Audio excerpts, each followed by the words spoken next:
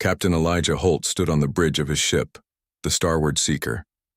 He was tall even for a Vexarian, with skin that shimmered like pale blue scales under the soft lights of the command center.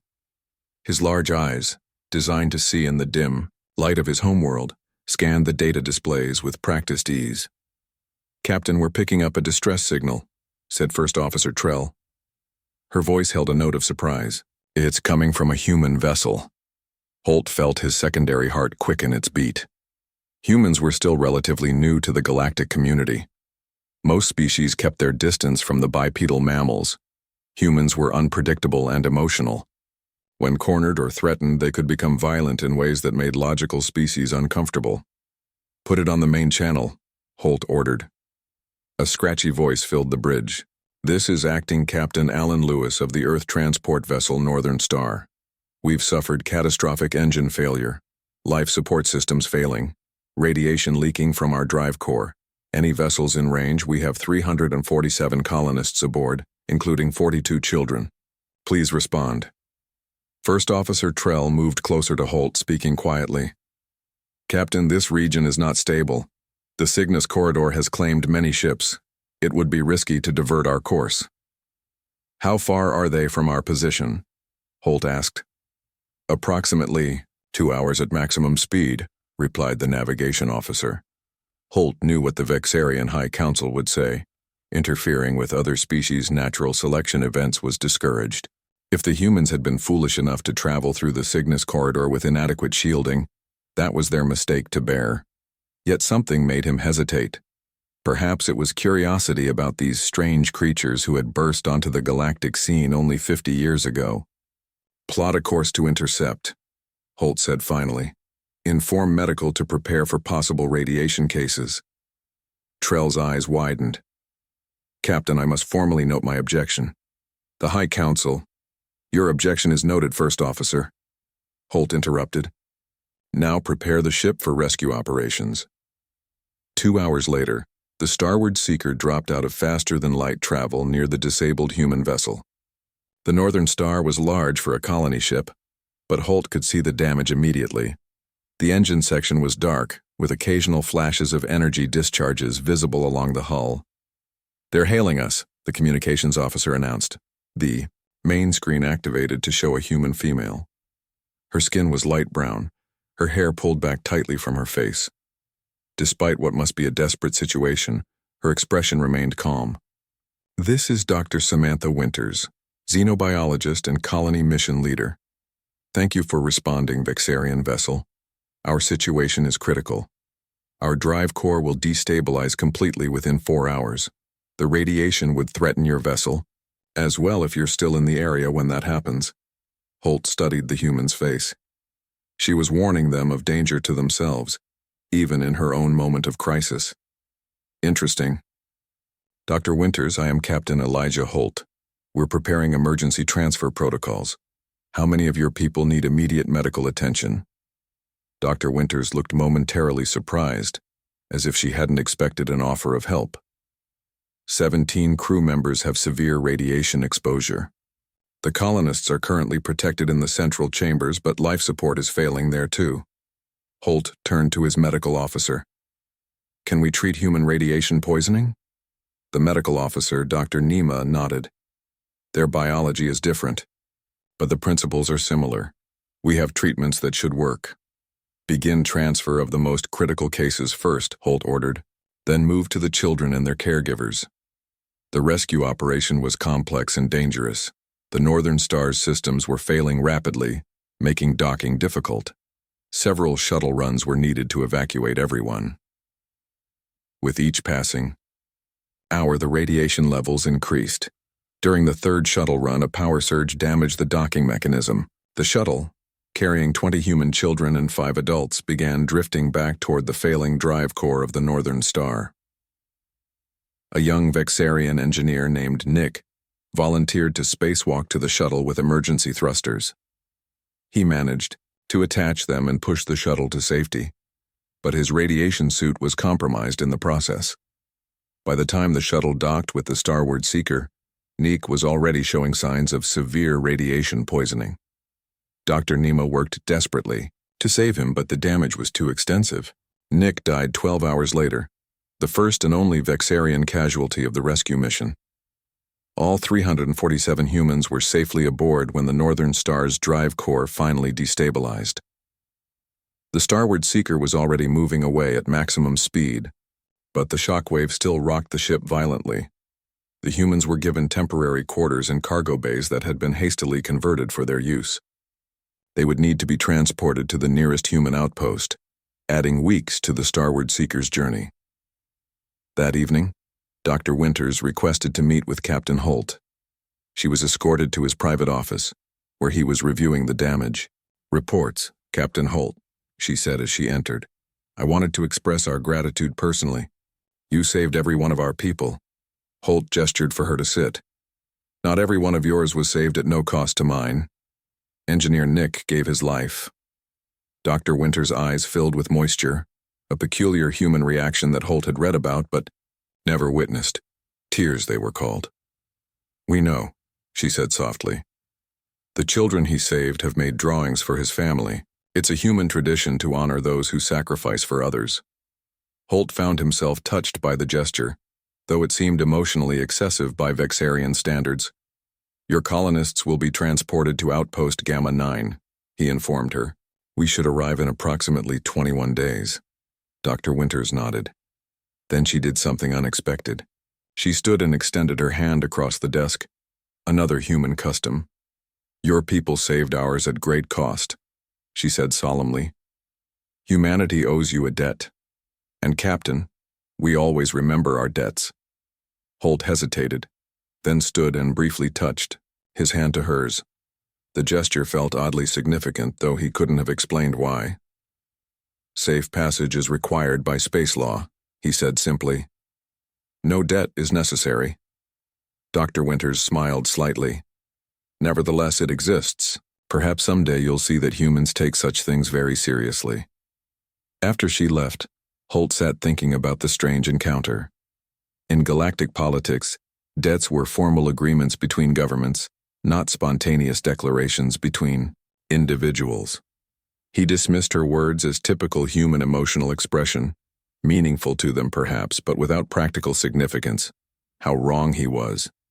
27 years passed. Captain Holt, now Admiral Holt, stood at the observation window of the Vexarian High Council station. His blue skin had dulled slightly with age, and faint ridges had formed around his large eyes. He watched the distant stars and thought about how much the galaxy had changed. The rescue of the human colonists had earned him a formal reprimand from the High Council. They called his actions reckless and unnecessarily interventionist. Yet they also noted his behavior was consistent with emergency protocols. In the end, his career had not suffered. If anything, the incident had marked him as an officer willing to make difficult decisions. Now he commanded a fleet of 30 ships responsible for patrolling the outer territories of Vexarian space. It was a position of great honor, yet lately, it brought little joy. The shadow of the Draconid Imperium loomed large over the galaxy. The Draconids were powerful and aggressive. In the last decade, they had conquered dozens of systems and subjugated their populations. Most species maintained strict neutrality, hoping the Draconids would pass them by. The Vexarians had so far been fortunate, but Admiral Holt knew it was only a matter of time. His communication device beeped. "Admiral, your presence is requested at an emergency session of the High Council," said the voice of his aide.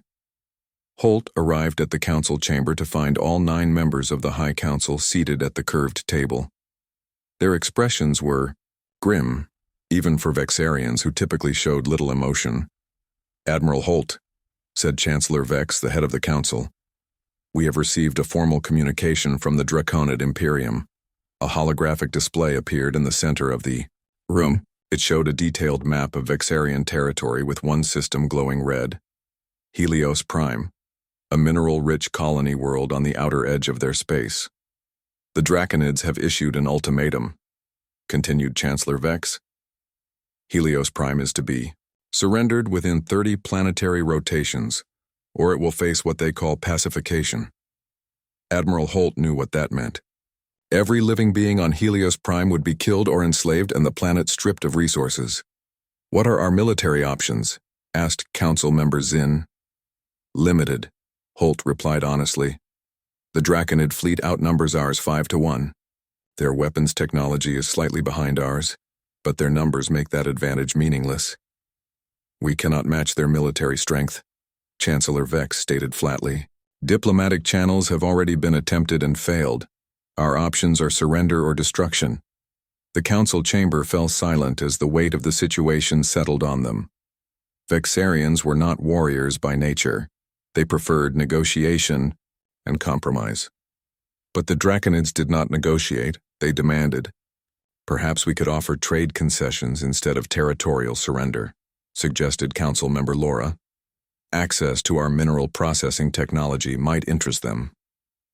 The Draconids do not want our technology, replied Chancellor Vex. They want our resources and our submission. This is merely the first step in what would eventually be complete conquest. As the council debated their limited choices, the door to the chamber slid open. A young communication officer entered, looking nervous about interrupting such an important meeting. Forgive the intrusion, she said with a quick bow, but there is an urgent matter requiring immediate attention. We are discussing an urgent matter, said Council Member Zinn irritably. Yes, Council Member, but there is a human diplomatic vessel requesting permission to enter our space, the officer explained. They are asking for Admiral Holt specifically. The council chamber erupted in confusion. Humans rarely ventured this far into Vexarian territory. Diplomatic contact had been minimal. For years. A human vessel, Chancellor Vex repeated. Now, of all times. Yes, Chancellor. They say it is a matter of great importance. All eyes turned to Admiral Holt. He was as surprised as the rest of them. I have had no recent contact with humans, he said. Chancellor Vex considered for a moment. We have no quarrel with humans, and we can ill afford to create new problems while facing the Draconid threat. Allow the vessel to dock at the orbital station. We will hear what they have to say. 3 hours later, a small but elegant human ship docked at the station. Its sleek design spoke of advanced technology, though it was clearly not a warship. A single representative was escorted from the vessel to the council chamber, a human female with white hair and lined skin that indicated advanced age by human standards. When she entered the chamber, Admiral Holt felt a shock of recognition, though it took him a moment to place her face in his memory. Dr. Winters, he said in surprise. The human woman smiled. She walked with a slight limp now, and her once dark hair had gone completely white. But her eyes were as sharp and clear as he remembered. Admiral Holt, she replied with a respectful nod. It's been a long time. Chancellor Vex looked between them. You know this human? Yes, Holt explained. Dr. Samantha Winters was the leader of a human colony mission I assisted 27 years ago when their ship was damaged in the Cygnus corridor. I remember, said Council Member Zinn dryly. The incident that earned you a reprimand. Dr. Winters stepped forward. I represent the United Earth government. We've received intelligence about the Draconid ultimatum regarding Helios Prime. Chancellor Vex's eyes narrowed with suspicion. How did you come by this information? The ultimatum was delivered less than 12 hours ago. We have our sources, Dr. Winters said simply. That's not important right now. What matters is why we're here. And why is that? Asked Chancellor Vex. As I said, I represent the United Earth government. 27 years ago, Admiral Holt saved 347 human lives. Among them was my grandson, who now serves as Earth Secretary of Interstellar Relations. She paused. Humanity remembers its debts, and we've come to repay. The council members exchanged glances. This is an internal Vexarian matter, Chancellor Vex said firmly. With respect, Chancellor, Dr. Winters countered, it's not. When someone saves your family, they become family too. That's how humans see it. She turned to Admiral Holt. We've been watching the Draconids for some time. We know their tactics, their weaknesses, and we have resources we're prepared to commit to your defense. Admiral Holt studied her face. He remembered her words from all those years ago. We always remember our debts. He had dismissed them as emotional human talk, yet here she was nearly 3 decades later, offering help when they needed it most. What precisely are you offering, Dr. Winters? He asked. A chance, she replied simply. A fighting chance. The High Council chamber was silent for several long moments after Dr. Winters spoke.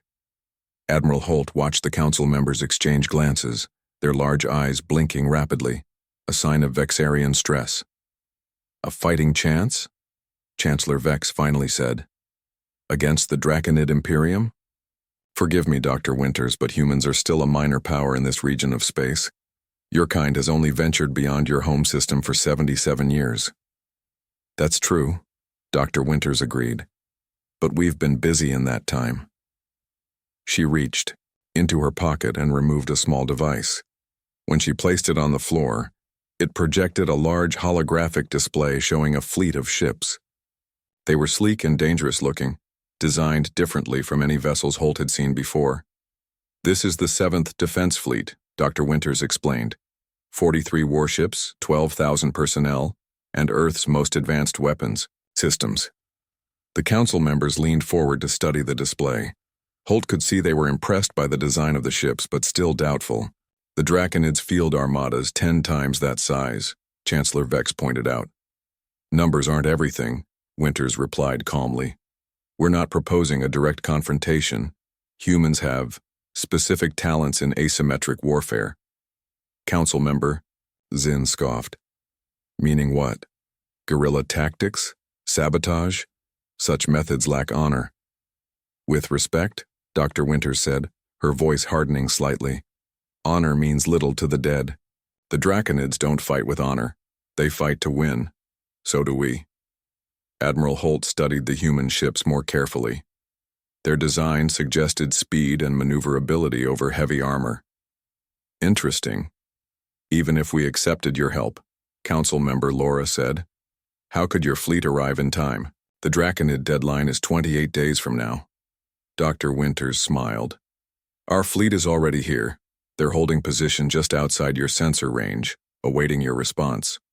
We have faster-than-light capabilities that, well, let's just say we've made some advancements recently. This revelation caused another stir among the council members. Humans with superior FTL technology? It seemed unlikely. Yet here was evidence that they had traveled to Vexarian space faster than should have been possible. Why would humans risk war with the Draconids for our sake? Asked Chancellor Vex directly. What do you gain from this intervention?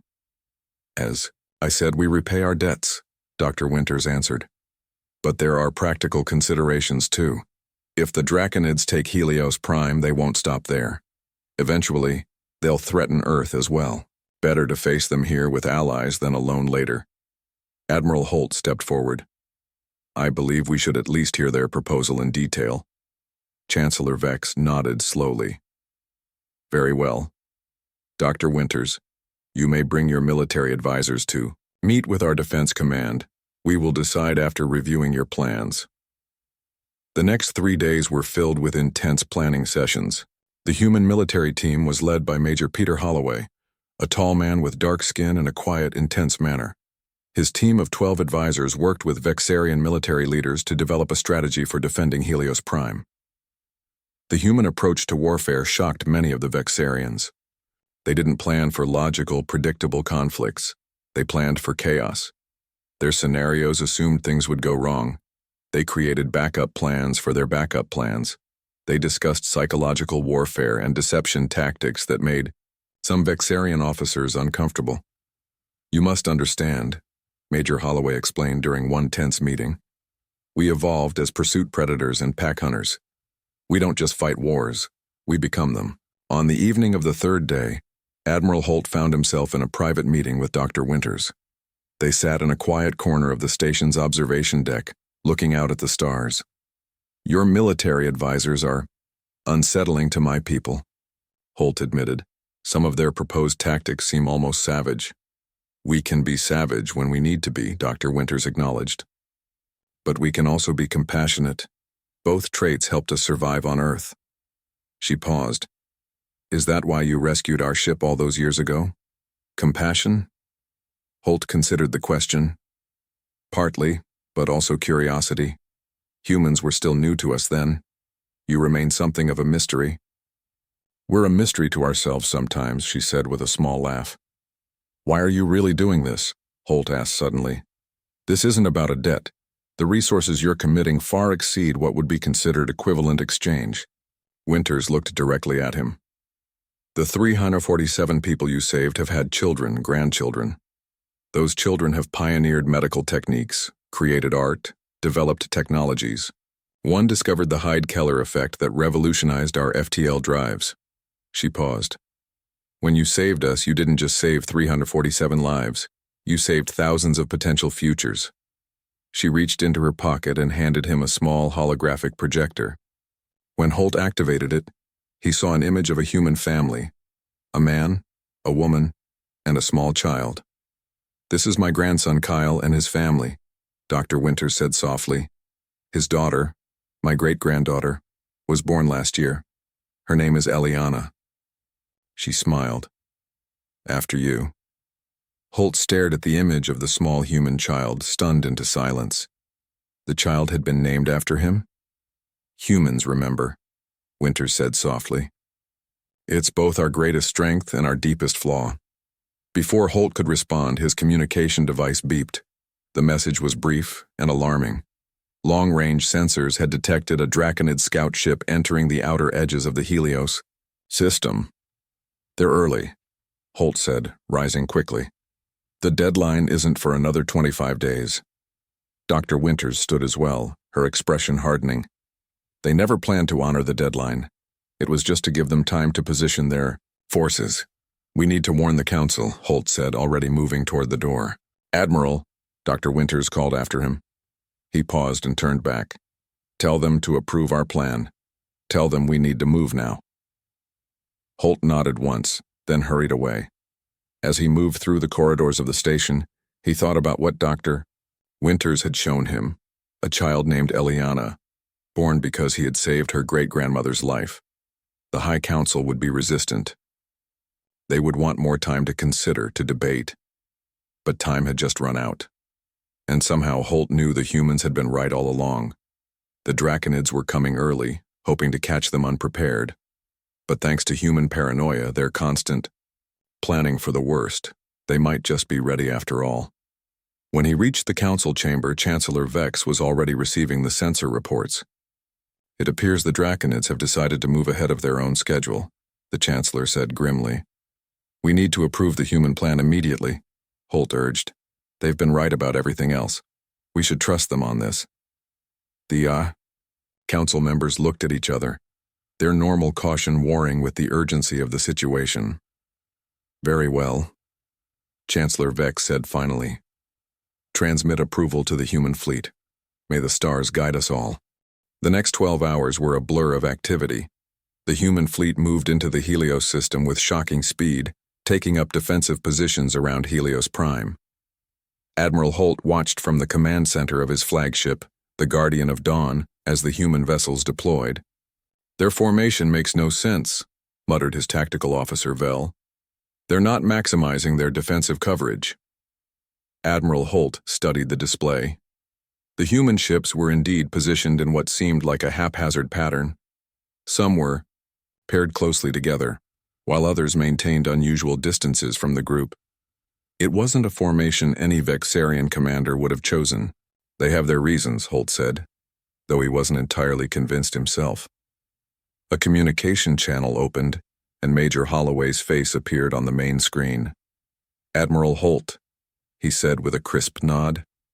My ships are in position. We've detected the main Draconid force approaching from the Carina sector. Estimated arrival time, 6 hours. Only 6 hours? Holt was alarmed. Their ships must be pushing their engines beyond safe limits. They want to catch us off guard, Holloway replied. They don't know we're ready for them. Holt wasn't sure they were ready at all. The Draconid fleet would outnumber their combined forces at least 3-1, but he kept that doubt to himself. I'll position our ships to complement yours, he said instead. Holloway shook his head. With respect, Admiral, we should maintain our current arrangement. Your ship should form a standard defensive sphere behind ours.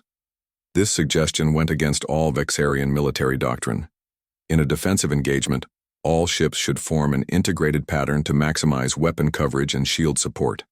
That would leave significant gaps in our defense, Holt pointed out. Holloway's expression remained calm. We're counting on it. Before Holt could argue further, another alert sounded. 3 Draconid vessels had entered the system ahead of the main fleet, fast scout ships designed for reconnaissance. They're scanning us, reported Vel. They'll report our position and numbers to their main fleet. Let them, Holloway said with a small smile. In fact, let's give them something to see. At his command, 4 human ships suddenly powered down, their engines and shield generators appearing to drift helplessly. What are they doing? Holt asked in alarm. Creating bait, Holloway replied. Trust us, Admiral. 6 hours passed tensely. The Draconid main fleet arrived exactly as predicted. 94 warships emerging from faster-than-light travel at the edge of the system. Their vessels were massive and heavily armed, with sharp, predatory designs that matched their species' reputation. A communication came through on all channels. The face that appeared on the screen was scaled and reptilian, with yellow eyes and bony ridges. This is General Kraz of the Draconid Imperium, the creature hissed. Vexarian forces, you are in violation of our territorial claim. Surrender Helios. Prime immediately or face annihilation. Admiral Holt stood tall as he responded. This is Admiral Elijah Holt of the Vexarian Confederation. Helios Prime is sovereign Vexarian territory. We reject your claim and are prepared to defend our world. General Kraz's eyes narrowed when he noticed the human ships among the Vexarian fleet. You align yourselves with humans, he said, sounding more amused than concerned. A peculiar choice for your final act. Major Holloway joined the communication channel, his expression neutral. General Kraz, this is Major Peter Holloway of Earth's 7th Defense Fleet. We suggest you withdraw your forces. The Draconid general laughed, showing rows of sharp teeth. Humans, always so bold despite your limited capabilities. You're 40. Ships cannot hope to stand against us. 43, actually, Holloway corrected mildly. And numbers aren't everything. Kraz cut the communication without responding. Moments later, the Draconid fleet began to advance. All ships prepare for combat, Admiral Holt ordered. What followed was unlike any conflict in recent galactic history. The human vessels didn't fight according to established military doctrine. Instead of forming a unified defensive position, they scattered as the Draconids approached, breaking into small groups of 2 or 3 ships. What are they doing? Chancellor Vex demanded from the command center on the orbital station. They're allowing the Draconids to divide our forces. Admiral Holt had wondered the same thing initially, but now he was beginning to understand. The human ships were incredibly fast and maneuverable. They darted between the larger Draconid vessels, forcing them to adjust their formations and weapon, targeting constantly. The 4 human ships that had appeared to be disabled suddenly powered up and accelerated directly toward the center of the Draconid formation. Holt watched in horror, certain they were on a suicide mission. But just before they would have collided with the Draconid command ships, they released dozens of small objects and veered away sharply. What did they deploy? Holt asked. His sensor officer looked confused. They appear to be small drones, but they're not weapons. They're emitting communication signals only. Major Holloway's voice came through on a private channel to Holt. We call this a crazy Ivan, Admiral. Sometimes, you have to do something stupid to make your enemy make a mistake. The Draconids, apparently believing the drones were weapons, diverted significant firepower to destroy them. This created a gap in their defenses that 3 human ships immediately exploited, delivering a devastating attack on one of the Draconids' largest vessels. The drones were decoys, Holt realized aloud. Yes, Holloway confirmed. And now, watch their command structure try to adjust. Sure enough, the Draconid fleet's movements became temporarily confused as they attempted to regroup. The human ships pressed their advantage, striking quickly and then retreating before the Draconids could concentrate their superior firepower. The Vexarian ships, following Holt's orders, maintained a more traditional formation, providing steady, supporting fire and a secure fallback position for the human vessels when they needed it. The battle continued for hours, stretching into days. 7 human vessels were destroyed and 4 Vexarian ships lost. But the Draconid forces suffered, far worse. Their rigid command structure couldn't adapt to human unpredictability, and their superior numbers became a liability in the close-quarters combat the humans forced them into. On the 3rd day, General Kraz requested a ceasefire. The Admiral watched, the Draconid's face on the screen, noting the fatigue and frustration in his yellow eyes. "This conflict is not progressing efficiently," Kraz said stiffly. "I propose a temporary cessation of hostilities to discuss terms." Admiral Holt looked at Major Holloway, who gave a slight nod. "We accept your proposal for a ceasefire," Holt replied. "We will transmit coordinates for a neutral meeting point." After the communication ended, Holt turned to Holloway. "We've won," he said, slightly surprised by the outcome. "Not yet," Holloway cautioned, "but we've shown them we can hurt them. Now they'll be willing to talk instead of dictate." Admiral Holt studied the human officer with new respect. "Your tactics were unorthodox, but effective." Holloway smiled. "Humans have a saying. The best swordsman in the world doesn't need to fear the second best swordsman. He needs to fear the worst swordsman because he has no idea what the idiot is going to do." "Are you saying your success was due to idiocy?" Holt asked, confused. "Not at all. I'm saying it was due to unpredictability. The Draconids expected us to follow conventional military doctrine. We didn't. That confused them, and confusion on a battlefield is deadly." As they prepared for the diplomatic meeting with General Kraz, Admiral Holt reflected on the strange alliance that had formed between humans and Vexarians. The humans had paid a heavy price to help defend Helios Prime. He wondered if they considered the debt now paid. He suspected Dr. Winters would say it wasn't about the debt anymore. It was about something humans valued even more: friendship. 5 years passed. Admiral Holt stood before the newly built memorial to interspecies cooperation on the surface of Helios Prime. The morning sun cast a golden light on the monument, which featured a Vexarian and a human hand reaching toward each other. Around the base were the names of all who had died in the battle, both human and Vexarian. Much had changed in those 5 years. The Draconid Imperium had signed a formal peace treaty with the Vexarian Confederation. The treaty included recognition of Vexarian sovereignty over Helios Prime and established clear borders between their territories. More surprisingly, several species that had been conquered by the Draconids rose in rebellion soon after the battle, inspired by the Vexarian human victory. The Draconid Imperium was now fighting on multiple fronts and had little interest in starting new conflicts. Some said it was the beginning of the end for their empire. The alliance between humans and Vexarians had grown stronger. They had signed trade agreements and defense pacts. They shared technology and cultural knowledge. And now, Admiral Holt served as the Vexarian ambassador to Earth, learning the complexities of human society firsthand. Their emotional nature, once so alien to him, now seemed like a different kind of strength, the ability to form deep bonds that transcended logical calculation. "It's a beautiful monument," said a voice behind him. Holt turned to see Dr. Winters approaching slowly. She used a walking stick now, and her face had more lines than 5 years ago. Human aging was so rapid compared to Vexarian. Yet her eyes remained as sharp and clear as ever. "Yes, it is," Holt agreed. "A fitting tribute to those who gave their lives." Dr. Winters wasn't alone. Behind her walked a tall man with features similar to hers, her grandson, Kyle Winters, now Earth Secretary of Interstellar Relations. And with him was a small human girl about 6 years old. "Admiral Holt," Kyle Winters said, with a respectful nod. "It's good to see you again." "Secretary Winters," Holt replied. "I'm glad you could attend the memorial dedication." The little girl stepped forward, looking up at Holt with curious eyes. "You're blue," she said simply. Eliana, her father said with a gentle tone of warning. Remember what we discussed about different species. It's all right, Holt said. He knelt down to be closer to the child's eye level. Yes, I am blue.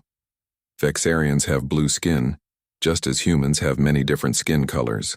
The girl nodded, accepting this information easily. Grandma says you have the same name as me, she said. Actually, Holt replied with gentle humor. You have the same name as me. I had it first. Eliana giggled. But my name is prettier. Eliana, her father said more firmly, but Holt waved away his concern. She's right, the Admiral said. Her name is prettier, especially when humans say it. Dr. Winters smiled at the exchange. We've brought something for the memorial, she said. She turned to her grandson, who revealed a small ornate box. Secretary Winters opened it carefully. Inside was a piece of metal, bent and discolored by heat and time. This is a fragment of the Northern Star, he explained. The ship you saved, 32 years ago. We thought it should be part of the memorial. Holt was deeply touched by the gesture.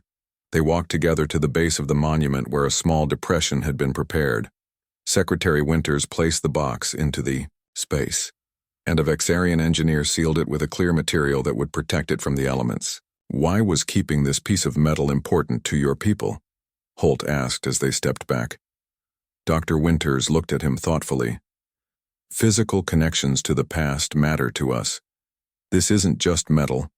It's a fragment of a moment when two species chose compassion over indifference. That piece of the Northern Star represents the beginning of a friendship that saved both our peoples. As they walked away from the memorial, Holt found himself considering her words. To Vexarians, the past was important for the lessons it taught, but humans seem to form emotional attachments to the past itself. This is why we remember our debts, Admiral, Dr. Winters continued softly. Not out of obligation, but because remembering connects us across time. Holt understood now. The debt hadn't been transactional, it had been transformational. One act of compassion had altered the course of two civilizations. Later that evening, a reception was held in the capital city to mark the memorial's dedication. Representatives from 12 species attended, including, surprisingly, a Draconid envoy, the first to visit Helios Prime since the peace treaty. The Draconid approached Holt during the event, keeping a respectful distance as was their custom when not among their own kind. Ambassador Holt, the Draconid said with a slight bow. Of its scaled head, I am Envoy Certus. Envoy Certus, Holt acknowledged. Welcome to Helios Prime. The Draconid's yellow eyes studied him. Your alliance with the humans has disrupted centuries of galactic order, he said. It wasn't an accusation, merely a statement, a fact. Perhaps it needed disruption, Holt replied calmly. The humans have a saying, the Draconid continued. The enemy of my enemy is my friend. Is that why you allied with them? Convenience? Holt considered this. The Draconid was suggesting their alliance was merely tactical, not genuine. Once, he might have agreed.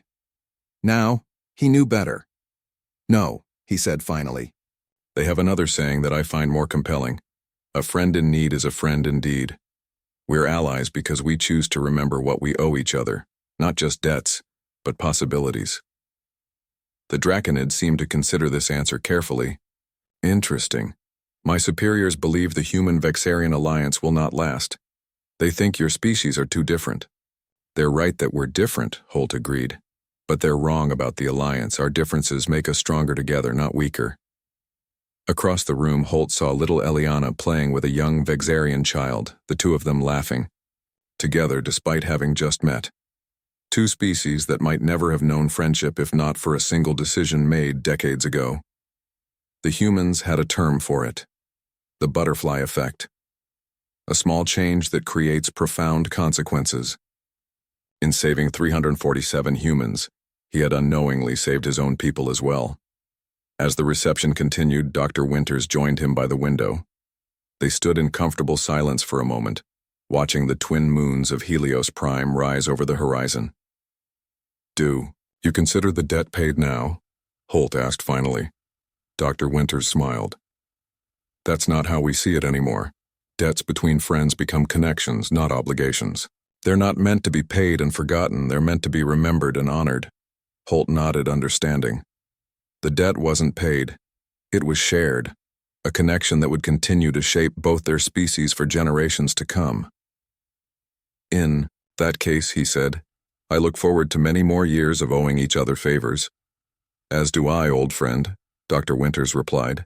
As do I.